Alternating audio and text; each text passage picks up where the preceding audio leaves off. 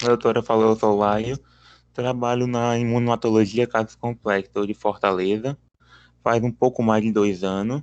Nesse tempo eu já vi alguns casos e trouxe um interessante para a gente debater aqui. Um paciente de 45 anos com diagnóstico de neoplasia de reto. Ele deu entrada com 4,3 de hemoglobina. O médico solicitou um concentrado de hemácia para esse paciente. Esse paciente era acompanhado, ele era politransfundido e tinha a última transfusão há menos de um mês. Sem histórico de reação transfusional, ele não constava com nenhuma fenotipagem no SBS, nem RH e QEL. Foi encaminhada a amostra para a agente transfusional, aonde deu PAI positivo lá, e foi encaminhado para a agente. Chegando aqui, a gente fez a PAI de novo, repetindo, onde deu aglutinação de 3 cruzes nas 3 hemácias. Foi feito o ABO, aonde deu B positivo com reversa de B, sem dano de discrepância.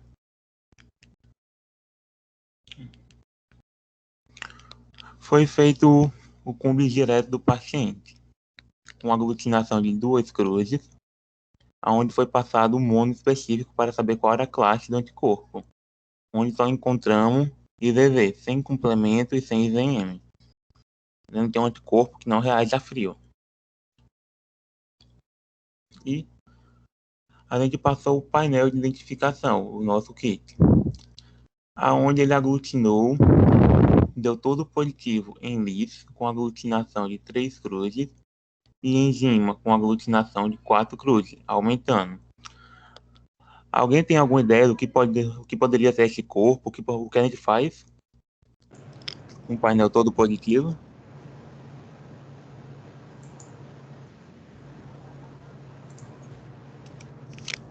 Ninguém tem alguma ideia? Um painel Eu todo gostaria que positivo. mais gente falasse, mas se ninguém for falar, eu vou dar meus palpites.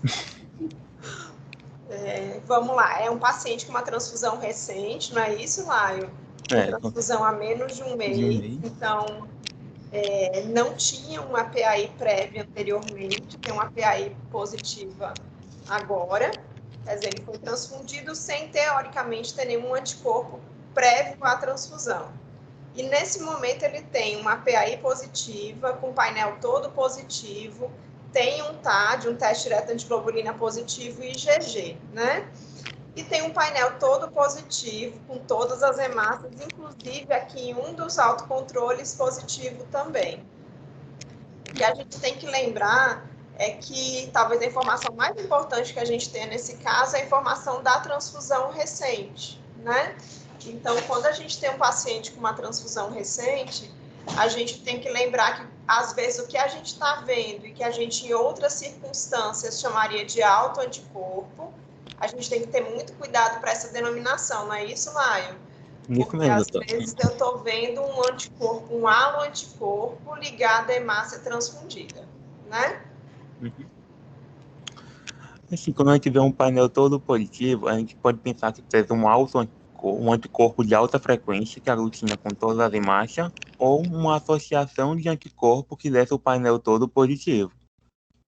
Mas como a doutora falou, um grande importante nesse painel é a gente focar no alto anticorpo dele, que a gente vê uma aglutinação de uma cruz em LIS, bem diferente do restante do painel, que é uma aglutinação de 3 cruzes, e o alto dele em enzima é negativo, que o painel é todo positivo. Isso indica a gente que não é um alto anticorpo, sim um halo anticorpo, podendo ser de alta frequência ou uma associação de anticorpos. Nesse caso, Cida está querendo comentar, Laio. Pode falar. Cida levantou a mão.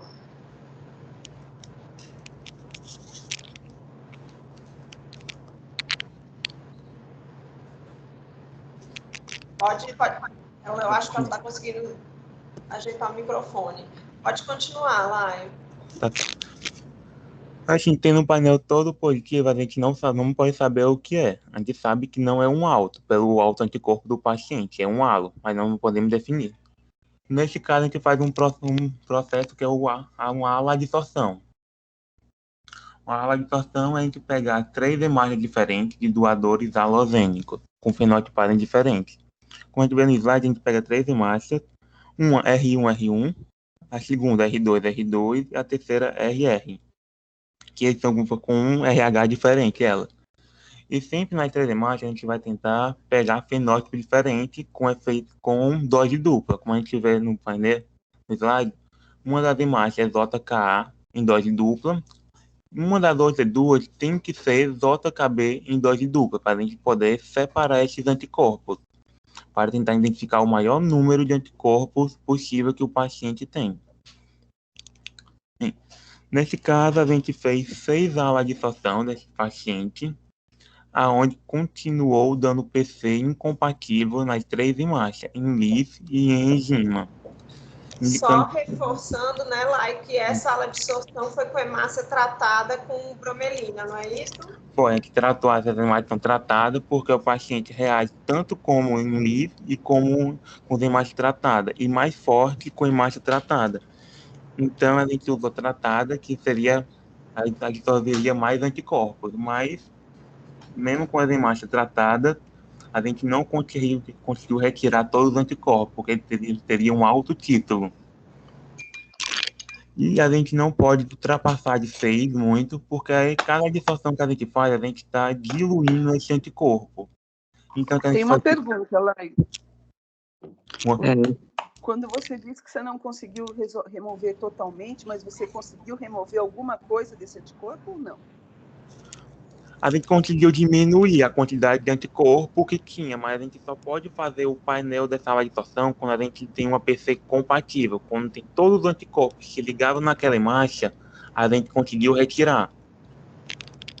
Como a gente não conseguiu retirar todos os anticorpos que se ligam em alguma hemácia, a gente não pode passar o painel, porque a gente vai ter um resultado que não vai ser fidedigno. Vai ser como um painel primário. É por isso que eu queria só comentar mais uma coisinha aqui. Gente, vocês estão vendo que as hemácias da ala de absorção, elas não são perfeitas em relação ao S, né? Nenhuma das 3 hemácias é S pequeno negativo. Então, se eu estiver pensando num paciente que tem um halo anti-S pequeno, ele vai estar grudando nessas hemácias se eu estivesse usando uma hemácia não tratada com enzima, né? E aí o tratamento enzimático das hemácias da ala de absorção permite que a gente tire essas fragilidades que não são fáceis a gente resolver na hora que a gente seleciona as hemácias para a ala de absorção. Então, só fazer esse comentário, porque é importante a gente ter sempre isso em mente quando a gente está fazendo a ala de absorção, pensando se as minhas hemácias estão ou não estão adequadas para aquilo que eu estou fazendo naquele momento, né? A gente tenta pegar o máximo possível de anticorpo, um positivo ou outro negativo, mas como a gente tem alguns que são de alta frequência, como o S pequeno, a gente não encontra muito eles negativos. Aí, infelizmente, a gente não consegue toda a vida colocar eles na nossa ala de absorção. Mas como eu estava falando do número de adsorções, a gente não dilui, a gente não faz muitas ala de absorções a partir de 6, porque a gente está diluindo. Cada vez que a gente faz uma halo, a gente dilui um pouco desse anticorpo. Podem chegar a um ponto de dar negativo pela quantidade que a gente diluiu esse anticorpo, dando um resultado falso negativo para a gente. Porque a gente não ultrapassa de 6 alas de absorções. Nesse caso, nosso paciente a gente não conseguiu realizar nossa halo, devido que as PC continuaram positivas. Nosso paciente tinha TAG positivo, com transfusão recente. Então, foi realizada a absorção e foi feito o painel da halo, do ELUAT, desculpa. Onde esse ELUAT apresentou um painel todo positivo, em LIF e em enzima. Alguém poderia ter algum palpite por que esse painel deu todo negativo, sabendo que o paciente tem um anticorpo que se liga com todas as imagens no painel? Tem medicamento também, né? Não escutei. Eu vou comentar, já que ninguém fala. Medicamento. Mais alguém para conversar? Alguém falou, doutora. Medicamento. Na verdade, a gente tem que pensar em 2 possibilidades aqui, né? Primeiro, uma coisa que de vez em quando acontece, apesar de a gente não gostar, é não conseguir eluir o anticorpo, né, daquela hemácia.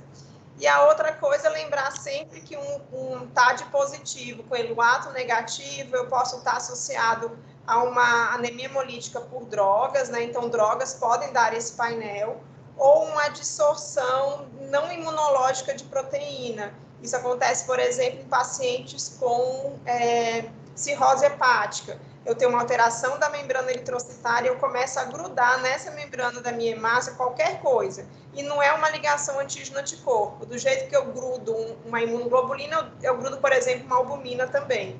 Então, essa dissorção não imunológica de proteínas pode dar um TAD positivo com um eluato negativo.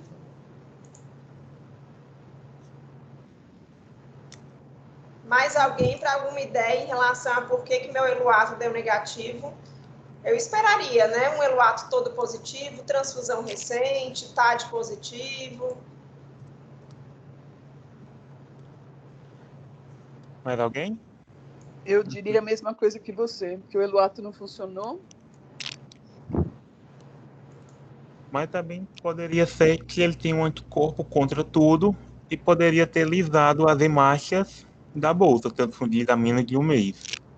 Ele pode ter um anticorpo que lisou todas as hemácias desse paciente, não causando nenhum, causando a bolsa não sendo eficiente. Posso dar um palpite? Pode falar. Eu estou chegando agora, viu, gente? Desculpa. Mas pode também ser um anticorpo que não tem especificidade contra antígeno de hemácia. Por isso ele não foi eluído e por isso ele não foi eluído e não teve reatividade com hemácias do painel. Excelente. Painel todo. Gente, eu não sei se é o caso aqui, não, porque eu cheguei agora.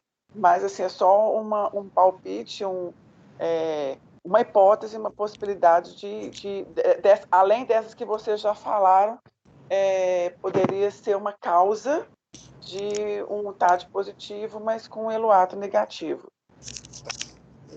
E aí, lembrá-lo, só retomar esse caso, é uma paciente com transfusão há menos de um mês, que tem um painel todo positivo em LIS e em enzima, o painel intensificou em enzima, mesma intensidade de aglutinação, e tem um autocontrole de uma cruz só em LIS, sendo que o painel em LIS é 3 cruzes e o autocontrole em enzima é negativo.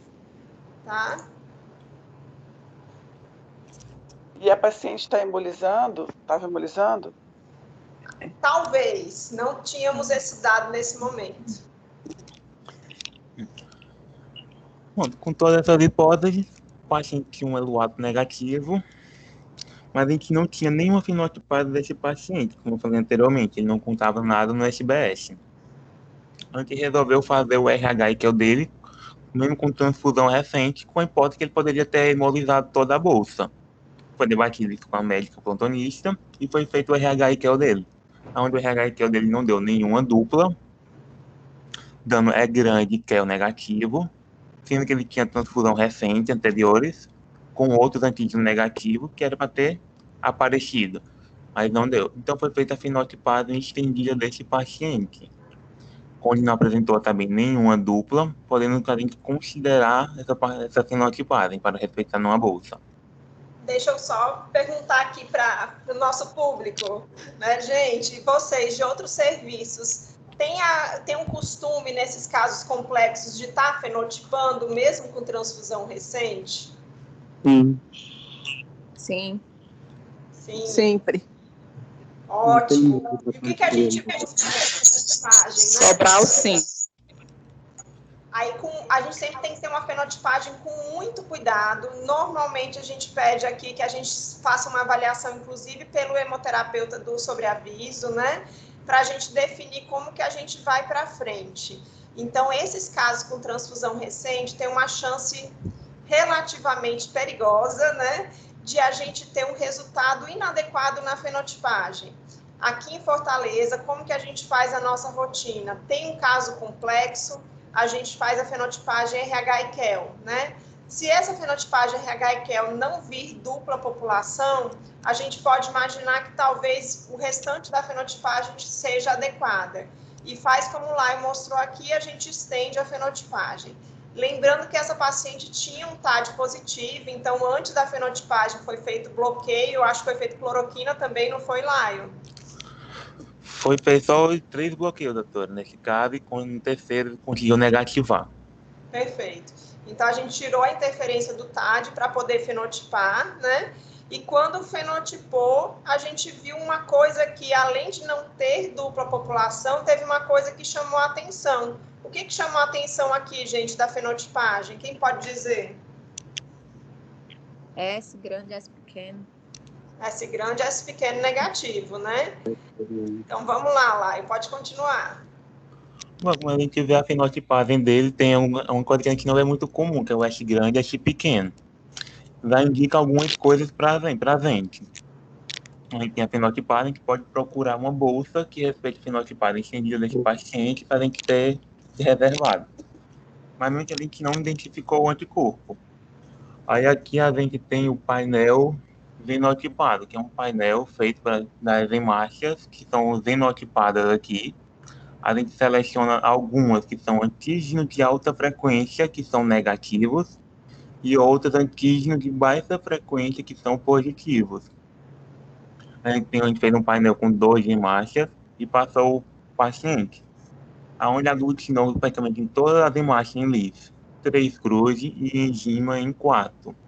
Somente uma das hemácias deu negativo. Aqui a gente olhar direito, como o painel está pequeno, eu marquei. A gente vê somente a hemácia 6 do nosso painel negativo, que bate perfeitamente com o antígeno U do sistema IMS, dando uma hipótese que pode ser um anticorpo anti-U. Aí como é que a gente confirma esse anticorpo? A gente pega outras hemácias que sejam do mesmo fenótipo, O negativo.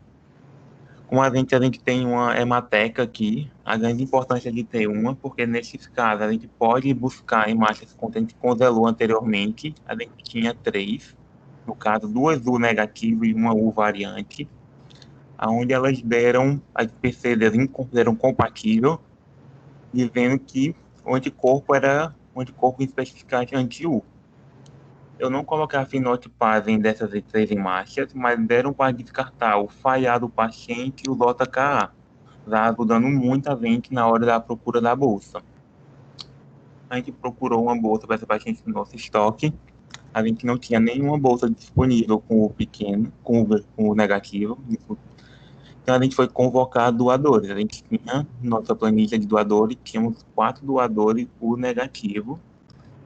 E a gente convocou eles para doar. 2 deles que eles se voluntariaram, convocou e eles vieram doar. A gente sempre recomenda que nossos doadores raros não fiquem doando frequentemente. Caso necessário, a gente convoca.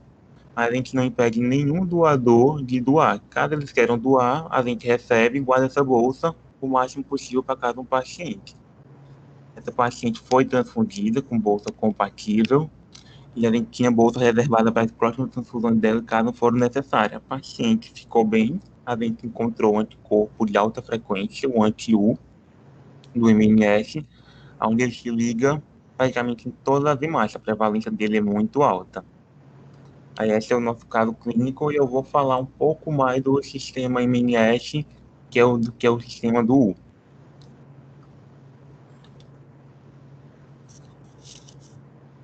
Aí o nosso sistema do MNS é formado pelo MNS, ele é o segundo do ISBT, depois do ABO. Os principais antígenos dele é o M, o N, o S grande, o S pequeno e o U. Esse antígeno é formado por 46 antígenos, no sistema, no caso, onde o M e o N foram descobertos em 1927. Foram publicados artigos sobre eles. Por 20 anos depois foi descoberto o S grande. E em 51 foi descoberto o seu antitético, o S pequeno. O nosso anti-U só foi descoberto em 53. O enzima que codifica o MNS é o ZIPA, que é a glicoforina A, e o ZYPB, que é a glicoforina B.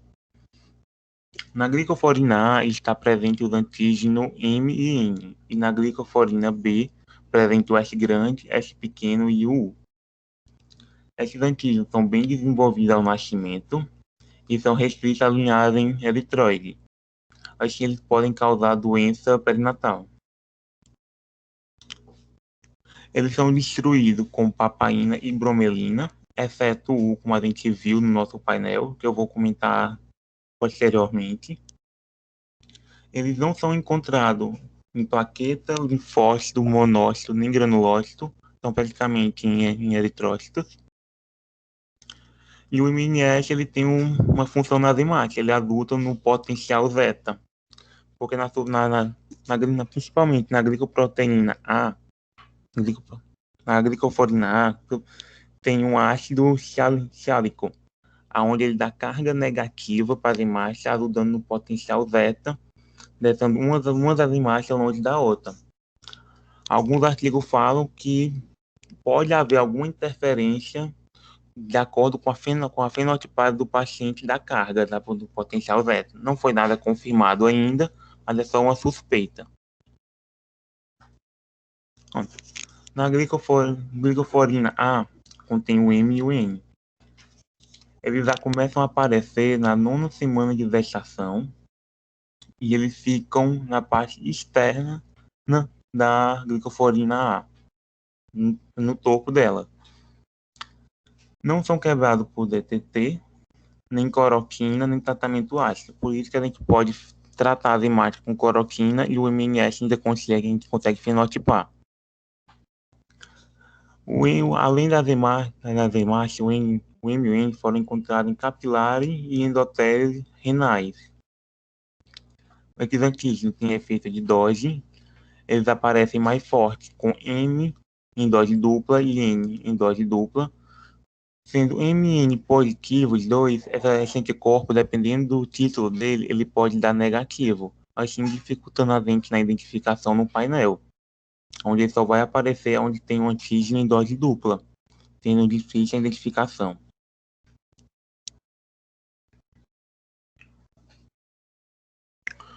Aí na glicoforina B, fica o M, o S grande, o S pequeno, ele já começa a aparecer na 12ª semana de gestação. Eles também têm efeito de dose, igual o M e o N, sendo mais forte em dose dupla.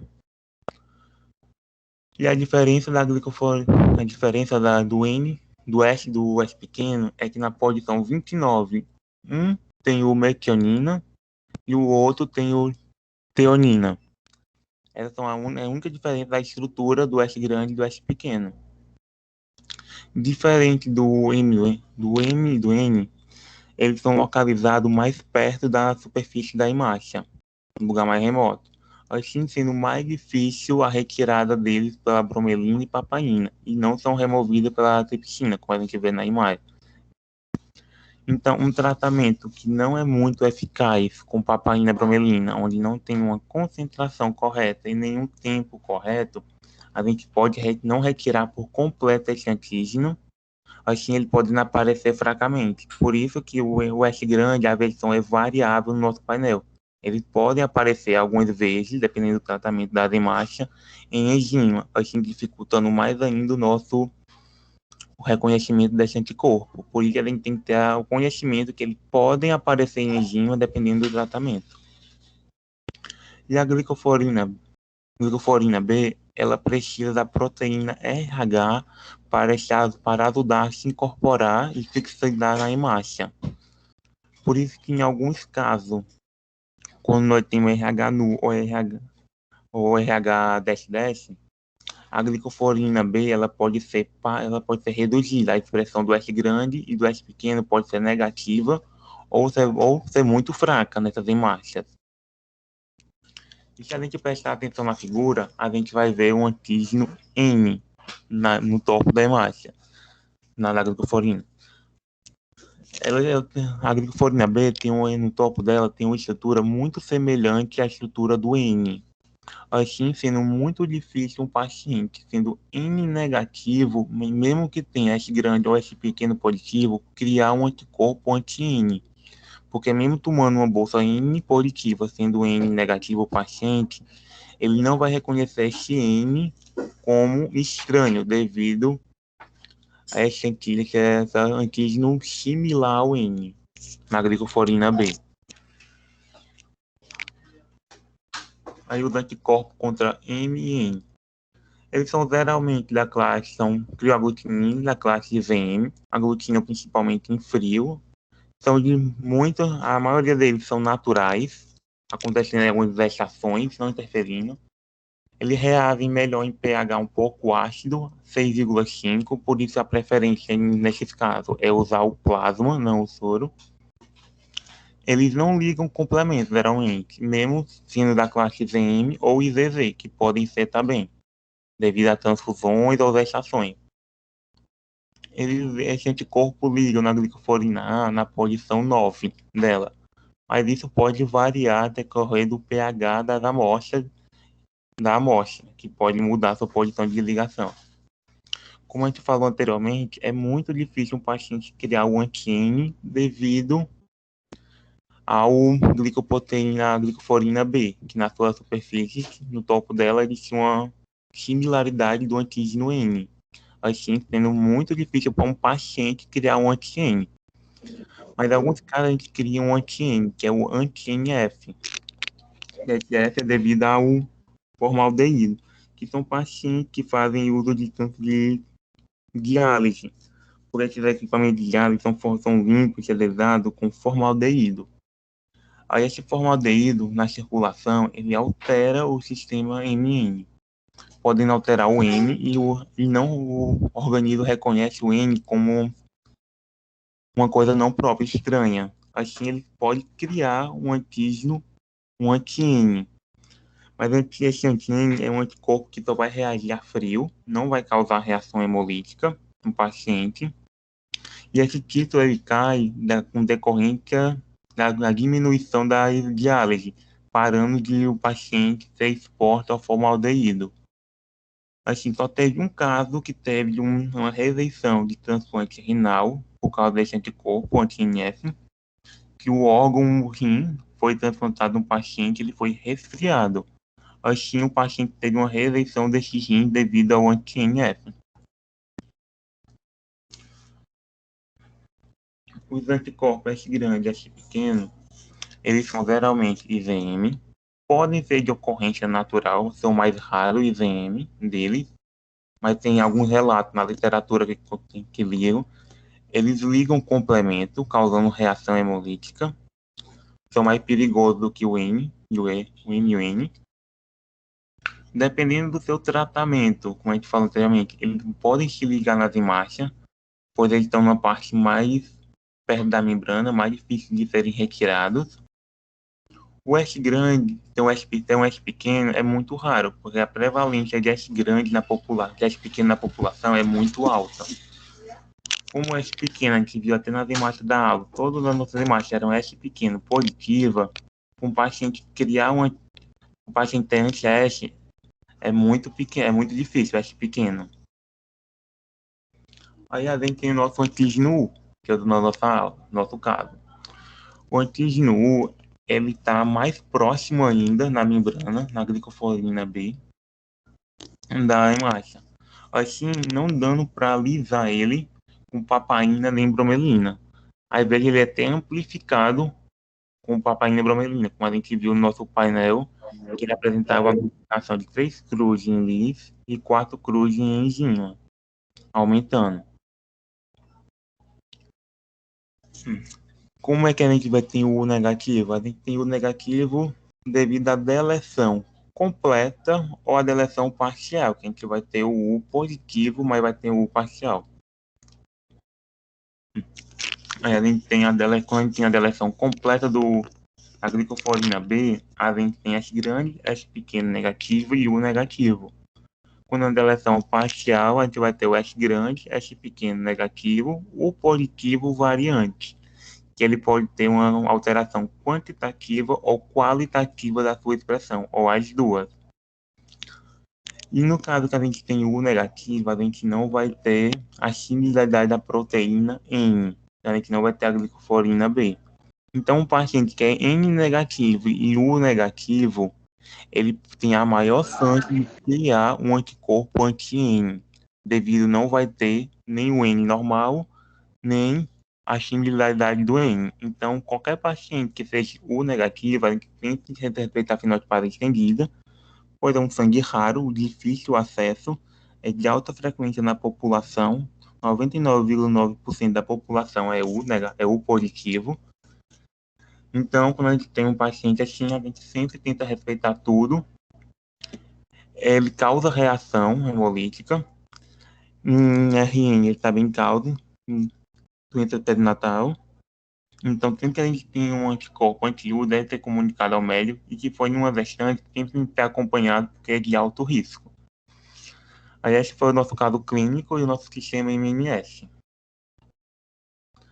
Aí, obrigado a todos por assistirem a aula.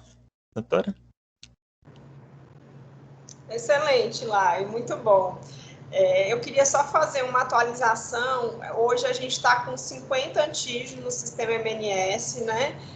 Vale a pena a gente de vez em quando rever lá na página do ISBT, porque é meio danado para a gente ter atualização desses sistemas. Nem sempre a página está atualizada, então eu confiei nela agora, mas é importante que a gente busque algum resumo de congresso, principalmente, ou até mesmo algum artigo publicado sobre os novos antígenos, e que a gente tem um probleminha com o MNS do jeito que a gente tem com o RH, né? É um sistema extremamente complexo. Na verdade, o MNS só perde para o RH na complexidade. Então, ele judia bastante da gente quando a gente pensa em estudá-lo, né? E realmente é um caso muito interessante. Eu acho que os serviços de imunemato acabam em algum momento da vida pegando o anti-U que pode lembrar, né? A Luciana é craque neles, né?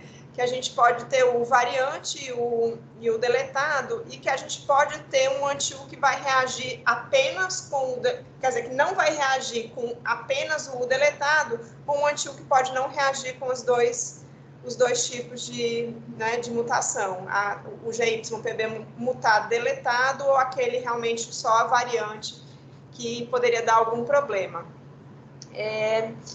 Lembrando que é muito mais frequente na população afrodescendente, né, Laio? E aí vai mais ou menos 1% da população afrodescendente tem alguma alteração no U, metade o deletado e metade o variante. Nós aqui começamos a genotipar U de favor há algum tempo atrás, então a gente já mandou para Campinas, para ProSangue, para Ribeirão, e a nossa população maior é de U variante, um pouquinho predominante em relação ao U deletado. E isso é um pouquinho diferente de outros locais do Brasil. E é isso. Alguém quer fazer algum comentário sobre o caso, sobre a rotina de vocês em relação a esses casos?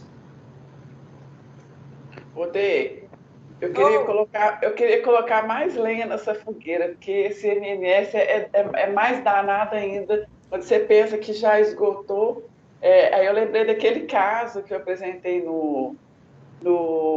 naquele congresso franco, aquele workshop franco brasileiro, né? Que aí, além do CTU, o variante, o deletado, a gente ainda tem a bênção de ter um paciente que é fenotipado como S grande neg e S pequeno pós, e ter o danado do anti-U-like, né? Que foi aquele trabalho que deu para a gente, que eu nunca na minha vida sonhava que ia ver o negócio daquele, né? Para mim, esse grande neg, esse pequeno neg, a gente suspeita do U, ok. Agora, você tem um paciente fenotipado como esse grande neg, esse pequeno pós, e aí você descobre que ele tem um anti-U-like, aí já complica demais a vida da gente, né?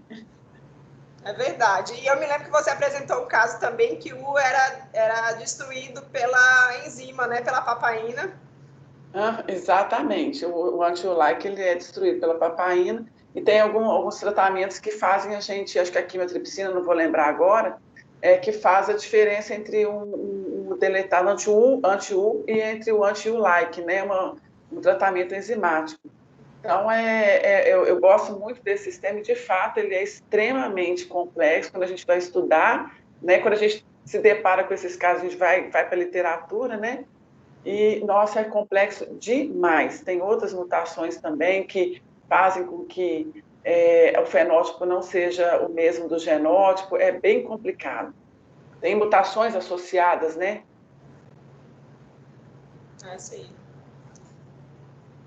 Mas graças a Deus que a gente tem o Hemócio que está sempre salvando a gente com bolsa U negativa.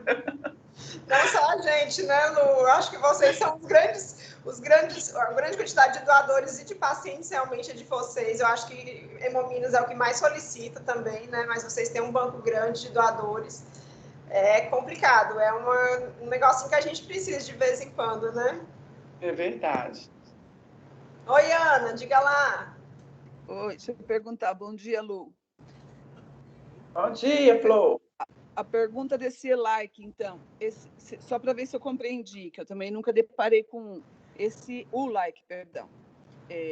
Seria esse antígeno, ele é destruído por enzima, menos por quimiotripsina, e o que diferencia ele de um normal, ou de um ausente, na verdade, seria o diferente tratamento, ou seja, depender da enzima que eu uso, eu vou conseguir categorizar um ou outro, é isso?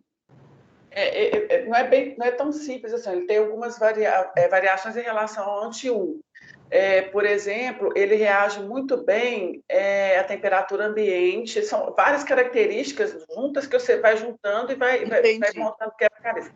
Ele reage muito bem com hemácias S-grande pós em homozigose, ele reage muito bem em temperatura ambiente, em temperaturas mais frias. Eu não vou lembrar agora, mas se eu não me engano, a diferença entre um e outro é que o anti-like, ele não reagiu com hemácia tratada com alfa-quimiotripsina. Eu falei que a gente tinha muitos nossos para internar aqui, ele disse que não. E ainda por cima, ele reagiu, o paciente não era esse grande neg, esse pequeno neg, ele era esse grande neg, esse pequeno pós. Imagino, ele parecia ser ele tinha uma mutação semelhante a um variante, ele era heterozigoto, ele tinha um variante e um normal. E aí deu nó na cabeça da gente, por que ele foi esse grande neg? Ele não podia ser... Eu não vou lembrar agora, depois eu posso passar esse caso, eu não lembro. Mas é que a genotipagem não batia com a feno. E aí depois eu fui ler um artigo que existe uma outra mutação que, apesar de o paciente, você esperar que ele tenha aquele fenótipo, esse grande neg, esse pequeno neg, ele tem uma outra mutação que faz com que ele seja esse grande neg, esse pequeno pós. E aí a gente não continuou esse caso porque a gente não desenvolveu essa genotipagem para ver se, de fato, ele tinha essa outra mutação para justificar a incoerência entre genotipagem e fenotipagem. Mas, sorologicamente, tem essas dicas assim que dão essa luz para a gente, sabe? Uhum. Obrigada, Lu. Bom dia, Luciana, Denise. É a Karina que está falando. A Karina vai lembrar desse caso. A Karina que foi fundamental nesse caso. Karina, lembra aí, pelo amor de Deus, que a minha memória é péssima. Não vou lembrar de todos os detalhes, né? Mas realmente tinha essa discrepância entre feno e geno, né? Ele tinha uma mutação mesmo descrita. Mas o que eu queria só comentar com vocês, se não me engano, depois eu posso até confirmar, entre os artigos que falam de anti-like, tem uma variação no comportamento enzimático dos anticorpos que já foram descritos. Então, se não me engano, até em papaína já teve anti-like que reagiu, e outros exemplos que não reagem na papaína. Então, tem algumas divergências, vamos dizer assim, ou o anticorpo, mesmo anticorpo, mas com comportamentos diferentes, que às vezes pode acontecer também. E além dessas dicas aí que a Luciana falou, eu também sempre vejo uma tendência desse anti-like ficar bem mais forte com as hemácias S grande positivas no painel de identificação de anticorpos do que com as S pequena positivas. E quando a gente faz a dissorção seletiva, se a gente pega, vamos supor, a gente tem uma tendência a achar que é um S grande, né? Pelo fato da reatividade estar mais forte. Então, se a gente pega uma hemácia S grande positiva para fazer a adsorção, ou S grande negativa e faz a adsorção, o anticorpo é todo adsorvido, né? Inclusive o que a gente estava desconfiando, que era um anti-S grande. Então, isso também é um teste que dá para nos alertar aí quanto à presença do anti-U ou anti-U-like. É isso mesmo, Karina. Boa lembrança. Nós começamos achando que era um anti-S grande, por causa dessa reatividade maior com a hemácia S grande, isso mesmo. E aí depois o negócio foi complicando quando a gente viu que não era o S grande, isso mesmo, bem lembrado. Isso mesmo. Muito bom, gente. Alguém quer fazer mais algum comentário? Alguma colocação que a gente não fez aqui até agora? Não? Então tá bom, como sempre, adorei nossa sessão, viu, gente? Estou muito feliz, com bastante gente participando. Hoje a gente está com 74 pessoas participando, gente de todo o Brasil, gente nova que eu não tinha visto nas outras sessões. E semana que vem tem mais, né? Tá bom? E se alguém quiser, Lu, apresentar um caso, tipo assim, quer complementar esse caso, botar o like de vocês aqui semana que vem? Ai. Não estou podendo, não. Não fala assim pra mim, não. Eu tô agarrada demais. Mas, sim, eu posso apresentar, assim, esse caso. Não na próxima semana, mas a gente pode combinar, sim. Esse caso foi muito interessante. Inclusive, a gente só conseguiu com a ajuda aí da Karina, da Biorad, porque se não fosse por eles, a gente não tinha conseguido, não. Aí, se a Karina quiser também representar, pode. Muito bom. Aí vocês combinam, então, a gente faz uma sessão para frente. Ok. Tá bom? Gente, obrigada. Parabéns. Boa semana para todos. Oi? Parabéns pela apresentação. É só assim, para ter a Soraya de Sobral. Oi, Soraya. É porque não ficou bem claro. O Eluato, que deu todo negativo, se pudesse explicar um pouquinho. Pronto, tá com um pouquinho de eco. Mas, na verdade, assim, o Eluato negativo, ele pode acontecer por algumas razões, né? Talvez ou droga, ou você tem uma absorção não imunológica de proteínas, ou realmente, às vezes, você não consegue eluir alguns anticorpos, tá? E aí a gente tem que pensar realmente que talvez aquele Eluato não tenha sido bom para a gente, ele não deu a nossa resposta que a gente gostaria. O Eluato positivo, ele sempre vai dizer alguma coisa para a gente. E o Eluato negativo, infelizmente, nem sempre ele vai dar a resposta que a gente gostaria que ele desse, né? Então, talvez a gente tenha associação de duas coisas. Vocês viram, foi uma fenotipagem bem limpa, né? Aparentemente não tinha mais nenhum hemácia do doador circulando. Talvez fosse um TAD falso positivo aí, ou por droga, ou realmente alteração da membrana grudando anticorpo. Porque se eu imaginasse que eu ainda teria hemácia do doador circulando, quer dizer, hemácia U positiva, eu teria tido uma fenotipagem com dupla população, e eu não tive, né? Então, pode ser que tenha sido apenas isso, a gente ter tido um TAD por outra razão, não relacionado a essa reação hemolítica, que com certeza ele teve uma reação hemolítica tardia. E aí a gente deixou de ver esse anticorpo ligado porque ele já tinha destruído todas as hemácias transfundidas, tá? De vez em quando a gente vê isso acontecer. A gente tem um paciente em que a gente tem uma transfusão recente, mas quando a gente fenotipa não tem uma hemácia de doador circulando. Então, nesses casos, a gente tem que pensar realmente que hemolizou, e aí aqui a gente tem a rotina de mandar uma carta para o serviço, para pensarem nessa suspeita de reação hemolítica, pedindo para colher provas de hemólise, e também a gente tem um contato direto do hemoterapeuta com o médico responsável técnico da agência ou o médico assistente do paciente, para reforçar essa hipótese diagnóstica de hemólise tardia. Oi, Ana, diga lá. Eu tinha esquecido de perguntar isso. Obrigada, Soraya, que me lembrou. Porque a minha dúvida é esse TAD, mesmo TAD sendo positivo, ou seja, essa porcentagem de células que tem essa ligação antígeno-anticorpo, que de alguma forma está trazendo essa positividade, onde o Eluato devia concentrar esse anticorpo e ser mais visível. No caso de vocês, ele desapareceu totalmente. Isso. Lembrando que o Eluato tem essa característica muito importante que a Ana citou, de concentrar o anticorpo. Às vezes a gente não consegue ver de forma adequada num painel, por exemplo, com plasma, com soro, mas no Eluato, meu anticorpo, que está bem sem vergonha, parece que é uma beleza para a gente. Então, talvez ele tenha sido aqueles estádios positivos relacionados realmente a outro fator que não a reação, né? Pode ser que não tenha conseguido eluir? Pode, tudo é possível, né? Mas eu, particularmente, eu tenho muito mais informação com um Eluato positivo do que eu tenho com o Eluato negativo. Infelizmente, a gente vê alguns casos semelhantes. Super. E aí você conseguia encontrar fatores de hemólise, sinais de hemólise nos exames? Nessa paciente não tem descrito alteração de provas de hemólise, Ana, provavelmente porque a gente já pegou depois do clearance dessas provas, né, de hemólise. Então, é um caso que a gente pegou depois de hemolizar, já não tinha mais nada para ser visto.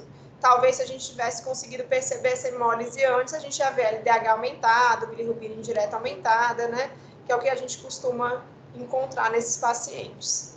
Super, obrigada, Dê. Nada. Então, pronto, gente. Até semana que vem.